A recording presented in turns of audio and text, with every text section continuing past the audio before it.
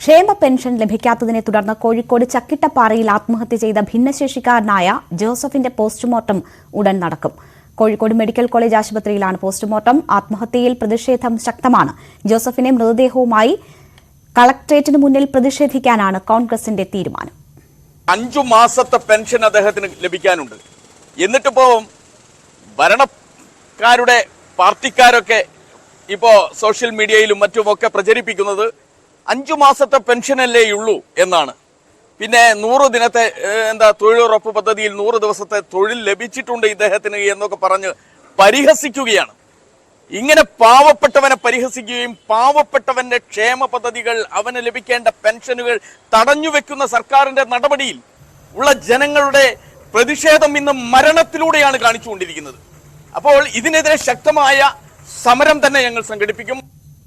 MS Aneesh Kumar വിവരങ്ങളുമായി ചേരുകയാണ്. അനീഷ്, ശക്തമായ സമരത്തിന് ആണ് നീക്കം എന്നാണ് കോൺഗ്രസ് പറയുന്നത്. നമുക്കറിയാം, UDF ഭരണകാലത്ത് 6-7 മാസമൊക്കെ പെൻഷൻ കിട്ടാതെ ആളുകൾ വലഞ്ഞിട്ടുണ്ട്.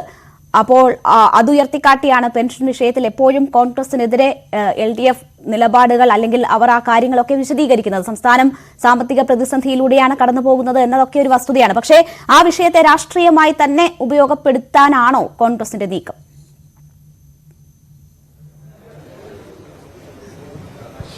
തീർച്ചയായും ഈ വിഷയം രാഷ്ട്രീയമായി ഉപയോഗിക്കാൻ തന്നെയാണ് കോൺഗ്രസ് തീരുമാനിച്ചിരിക്കുന്നത്. കാരണം നേരത്തെ തന്നെ അടിമാലിയിലെ മറിയക്കുട്ടി ഉയർത്തിയ പ്രതിഷേധം നമുക്കറിയാം.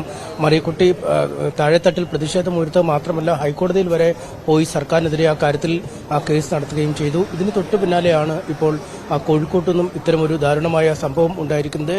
ഇവിടെ കൃത്യമായി മരിക്കുന്നതിന് മുമ്പ് ജോസഫ് എഴുതി തയ്യാറാക്കിയ കത്ത് പഞ്ചായത്ത് സെക്രട്ടറിക്ക് നൽകിയിരുന്നു. ഒപ്പം പോലീസ് സ്റ്റേഷനിലും നൽകിയിരുന്നു. 15 ദിവസത്തിനുള്ളിൽ തന്റെ വികലാംഗ പെൻഷൻ ലഭിച്ചില്ലെങ്കിൽ താൻ ആത്മഹത്യ ചെയ്യും, ഇതല്ലാതെ തനിക്ക് മുന്നിൽ മാർഗമില്ല എന്ന് അത് കൃത്യമായി പറഞ്ഞുകൊണ്ട് തന്നെ ചെയ്തതുകൊണ്ട് ഈ ആത്മഹത്യയ്ക്ക് പിന്നിലുള്ള കാരണം, ആത്മഹത്യയിലേക്ക് നയിച്ച സാഹചര്യം, സാമ്പത്തിക സ്ഥിതി മോശമായത് തന്നെ എന്ന നിഗമനത്തിലാണ് എത്തിയിരിക്കുന്നത്. എന്തായാലും അത് സർക്കാരിലേക്ക് അല്ലെങ്കിൽ പഞ്ചായത്ത് അധികൃതരിലേക്കൊക്കെയാണ് വിരൽ ചൂണ്ടുന്നത്. സർക്കാർ ഈ പഞ്ചായത്തിനെ സംബന്ധിച്ച് പരമാവധി സഹായങ്ങൾ ഈ ജോസഫിനും കുടുംബത്തിനും ചെയ്തു കൊടുത്തു എന്നാണ് ആവർത്തിക്കുന്നത്. തൊഴിലുറപ്പ് വഴി 99 ദിനങ്ങൾ കുടുംബത്തിന് ജോലി നൽകി. ഒപ്പം മകളുടെ അടക്കം പെൻഷൻ ഈ ജോസഫിനാണ് നൽകിയത്. ജോസഫിന് 1.5 ഏക്കർ സ്ഥലത്തോളമുണ്ട്. അതിൽ 1/2 ഏക്കർ സ്ഥലത്തിന് പട്ടയമുണ്ട്, റബ്ബറുണ്ട്, മറ്റ് തെങ്ങുണ്ട്. അങ്ങനെയുള്ള കാര്യങ്ങളൊക്കെ പറഞ്ഞാണ് CPM ക്യാമ്പ് ഇതിനെ പ്രതിരോധിക്കാൻ തയ്യാറാവുന്നത്. എന്നാൽ അത് വെറും അപഹാസ്യമായ വാദമാണ് എന്നാണ് കോൺഗ്രസ് പറയുന്നത്. ഇപ്പോൾ മെഡിക്കൽ കോളേജ് ആശുപത്രിയിൽ ഈ പോസ്റ്റ്മോർട്ടം നടപടികൾ ആരംഭിച്ചിരിക്കുന്നു. ഇൻക്വസ്റ്റ് നടപടികൾ പൂർത്തിയായി അല്പസമയത്തിനകം പോസ്റ്റ്മോർട്ടം ആരംഭിക്കുമെന്നാണ് മനസ്സിലാക്കാൻ കഴിയുന്നത്. പോസ്റ്റ്മോർട്ടത്തിന് ശേഷം ബന്ധുക്കൾക്ക് മൃതദേഹം വിട്ടുകൊടുക്കും. അദ്ദേഹത്തിന്റെ സഹോദരൻ, മക്കൾ എന്നിവരെല്ലാം നേരത്തെ തന്നെ ഈ മെഡിക്കൽ കോളേജിൽ എത്തിയിട്ടുണ്ട്. ഇതിനുശേഷം കാര്യങ്ങൾ കോൺഗ്രസ് ആലോചിച്ചിരിക്കുന്നത്. കളക്ടറേറ്റിന് മുമ്പിൽ പ്രതിഷേധം നടത്താനുള്ള ഒരു തീരുമാനത്തിലാണ് എത്തിയിരിക്കുന്നത്. ഒപ്പം ഈ ചക്കിട്ടപ്പാറ പഞ്ചായത്തിലും പ്രതിഷേധത്തിനുള്ള ആലോചനകൾ നടക്കുന്നുണ്ട്. എന്തായാലും ഇതൊരു രാഷ്ട്രീയ വിഷയമായി തന്നെ മുന്നോട്ട് കൊണ്ടുപോകാനാണ് കോൺഗ്രസ് തീരുമാനിച്ചിരിക്കുന്നത്. DCC പ്രസിഡന്റ് അടക്കമുള്ള ആളുകൾ അല്പസമയത്തിനകം ഈ മെഡിക്കൽ കോളേജ് ആശുപത്രി മോർച്ചറി ഭാഗത്തേക്ക് എത്തുമെന്നാണ് നമുക്ക് മനസ്സിലാക്കാൻ കഴിയുന്നത്. അനീഷ്, ഈ കാര്യത്തിൽ പഞ്ചായത്തിന്റെ പ്രതികരണം അനീഷ് നേരത്തെ സൂചിപ്പിച്ചു.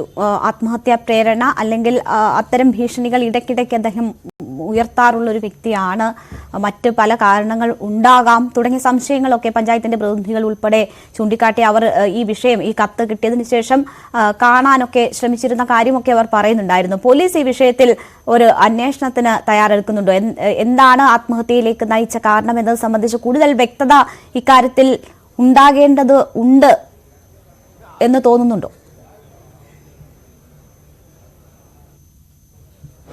പോലീസ് ഇക്കാര്യത്തിൽ സ്വാഭാവിക മരണത്തിന് കേസെടുത്ത് തന്നെയാണ് അന്വേഷണം ആരംഭിച്ചിരിക്കുന്നത്.